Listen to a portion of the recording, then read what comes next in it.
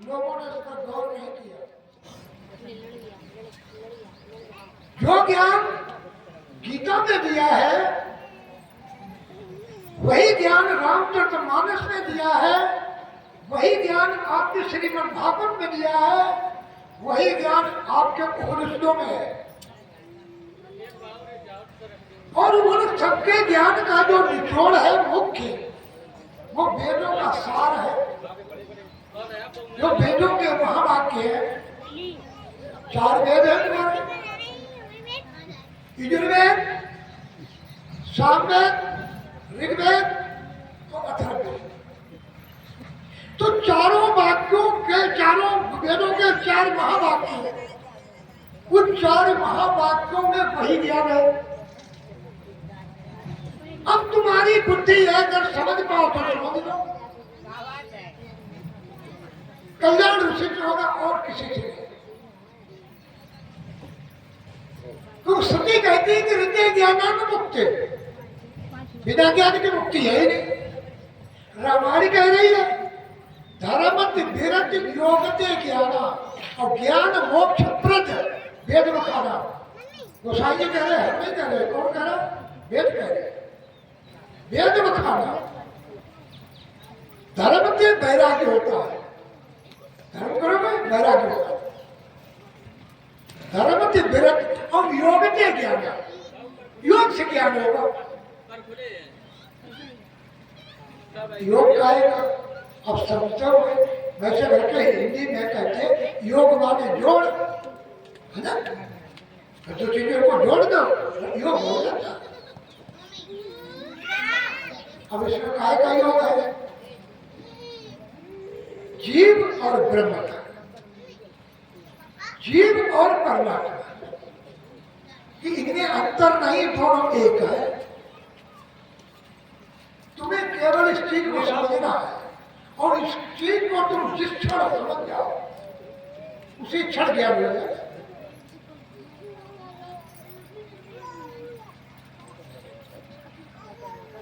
कुछ लोग ऐसा सोचते हैं, किसी ने शंका भी की, बहुत प्रश्न लेकर के आए हमारे पास, तो चैलेंज देकर कहता हूं अगर इस बात में किसी को शंका है वो हमसे पूछ सकता है। अगर यहां उसे टाइम नहीं तो आश्रम पे आ जाओ, दूर नहीं है। और भारत की बात छोड़ो, विश्व का विद्वान उसे काट नहीं सकता, इतनी मजबूत बात मिलेगी। एक लड़का आया, इधर गंगा पार है, बदाऊं डिस्ट्रिक्ट में पड़ता है, बगौरा गांव, गोसावी का लड़का, पता नहीं कहाँ घूम रहा था, घूमते घूमते पहुंच गया तो गाड़ी में सफर कर रहा था, चित्रकूट से बाहर लौट रहा था। गाड़ी में बैठे बातचीत किसी की होने लगी, लोगों ने पूछा, वो बोला कि हमें आज बहुत दिन हो गए, 1 महीना घूमते हुए, हरिद्वार, ऋषिकेश, जाने कहाँ कहाँ गया, चित्रकूट से वापस हो रहा कि हमें गुरु की तलाश है, लेकिन मैं गुरु उसी को बनाऊंगा जो हमें शास्त्रार्थ में हरा दे। लेकिन उसमें गाड़ी में कोई ऐसा आदमी मिल गया उसे जो वेदांत आश्रम से परिचित था। उसने उसे पता बता दिया, आप वहां चले जाओगे जाते। अगर तुम सब जगह घूम चुके हो तो आप बात चले जाएंगे। वो जो पहले दिया, यही महीना था, जेठ का महीना तो पहले आ गया हमारे पास। हमने देखा उसका मुंह लाल हो रहा है। एक शिष्य बैठा रहा है, जोशी था, उससे का पानी भरवा, पानी भर के उसको खिलाए, पहले ठंडा है, बाद में बता। जब बाद में उससे ने पूछा ठंडा है तो उसने वही बात किया, अरे इसको तो हल्का हो बैठ, काफी आया था। तो हमने देखो ये कोई जरूरी नहीं कि हम दीक्षा नहीं देंगे। उन्होंने भी कही थी कि अभी यहाँ दीक्षा लेने के लिए बहुत लोगों ने कहा था दीक्षा ले, हम दीक्षा नहीं देंगे। दीक्षा हमको मुहूर्त पर देंगे, जो मुहूर्त होती है उसमें दो, जो सही महीना है उसमें दो। जेठ के महीने में, आषाढ़ के महीने में, भादों के महीने में, पूस के महीने में, चैत के महीने में। आप लोगों को सबको बता रहे हैं इनमें दीक्षा नहीं देना चाहिए और देने वालों को इसमें देना नहीं चाहिए। ये महीने गलत है, ये दीक्षा के लिए नहीं। ज्ञान प्राप्त कर सकते हो, ज्ञान प्राप्त करो, दीक्षा बात अलग हो जाती है। वहां तो फिर गुरु का बंधन हो जाता है।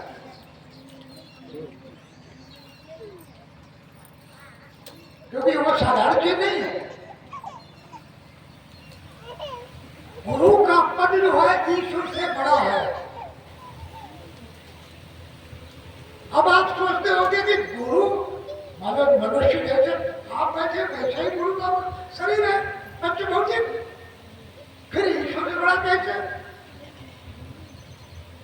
ये बात यथार्थ है।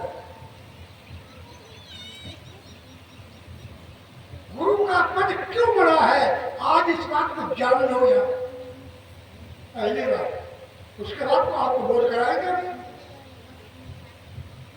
कथा ही चलेगी।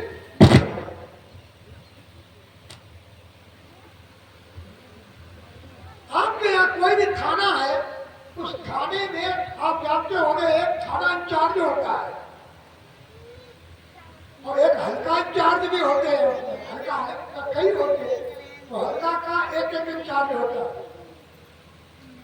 लेकिन वो हल्का इंचार्ज से थाना इंचार्ज बड़ा होता है।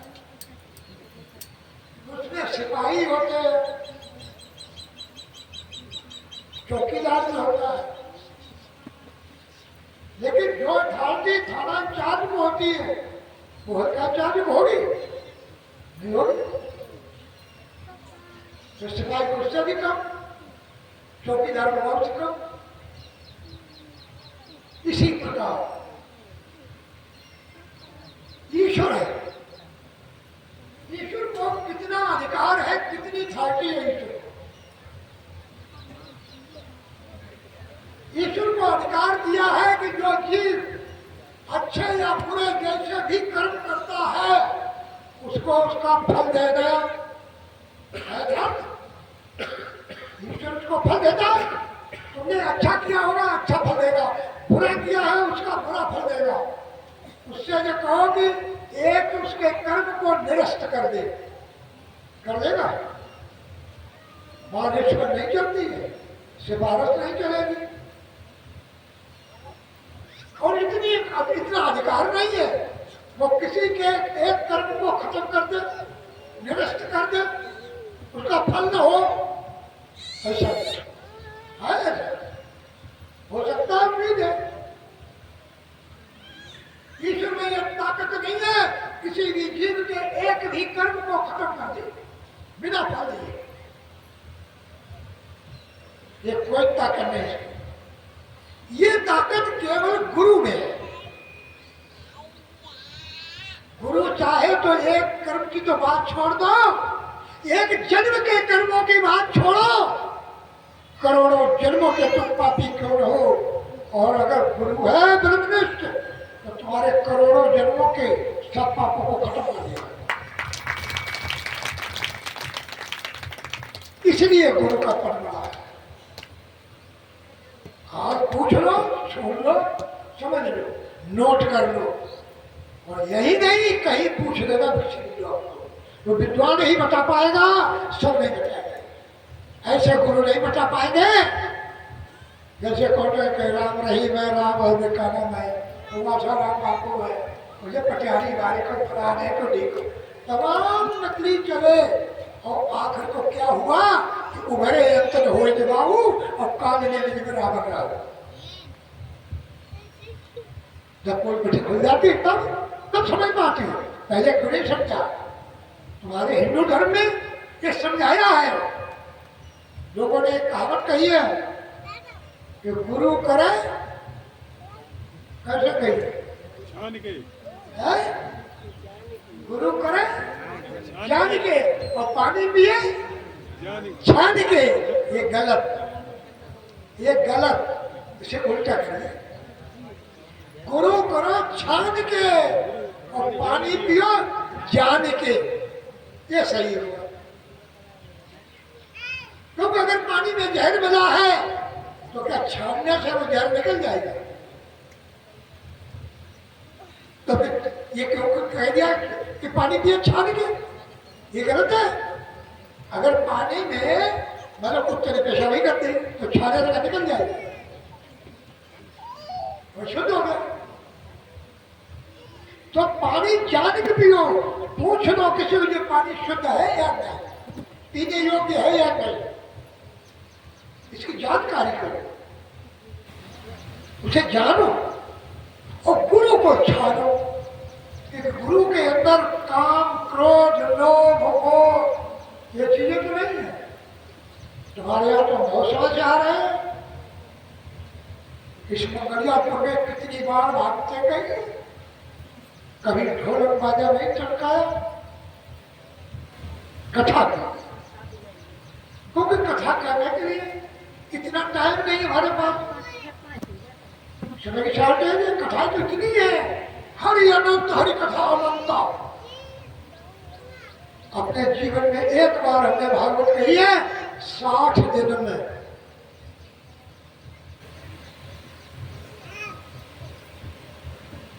दो महीने पूरे लगे थे, आगे भादव से शुरू करी थी और दीपावली के भोर परवा को हवन कराया, एक दिन हवन कराया था। 60 दिन कथा चली। अब 60 दिन तो कितनी कहते थे, अब तो हमसे बैठा नहीं जा रहा। सूरज निकलते थे और हम स्टेज, और सूरज जब डूबते थे तब स्टेज से नीचे बराबर कथा चलती रही थी।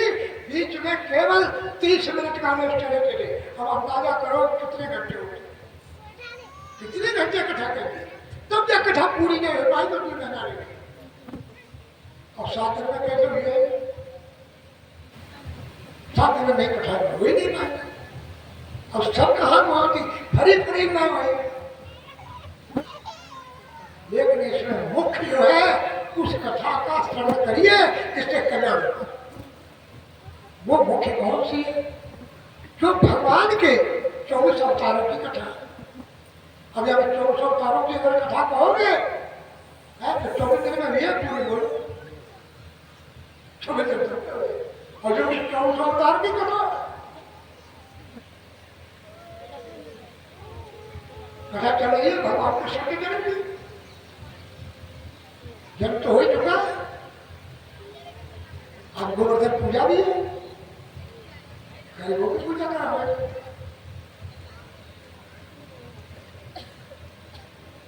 लेकिन तुम गोवर्धन पूजा जानते नहीं हो। गोमान इंद्रिय है, बोलो,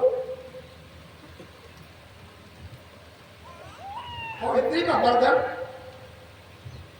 जानते हो? नहीं जानते? फिर क्या क्या होगा? पूजा तो गोवर्धन क्या नहीं करोगे, गोबर की करो पूजा और क्या करो, वो भी गलत नहीं। क्यों? सर्वम खलुदम ब्रह्म, जब परमात्मा सब में है, कण-कण जर्रे में है, गोबर में नहीं है, उसमें तो लक्ष्मी का बात है, लक्ष्मी करो पूजा। भगवान कृष्ण कोई और नहीं है, ज्ञान रूप है साक्षात। लेकिन कृष्ण को तुम जानते हो? बोलो, अरे कृष्ण को किसी ने देखा? नहीं देखा। आप दिखा देंगे, देख लो, हिम्मत। और जिनकी तो ताकत नहीं थी तो उनके दर्शन कर लेते, जबकि 24 घंटे साथ रहते थे। जब उन्होंने अपना विराट स्वरूप दिखाया तो उनकी आंखें चौंधिया गई, तो उनको दिव्य दृष्टि दी। इन नेत्रों से तुम नहीं देख सकते हमें, तो दिव्य दृष्टि दी, तब उन्होंने उनके दर्शन किए। आज मैं भी तुम्हें दृष्टि दे रहा हूं, देखो साथ भैया नेत्र खाऊंगी।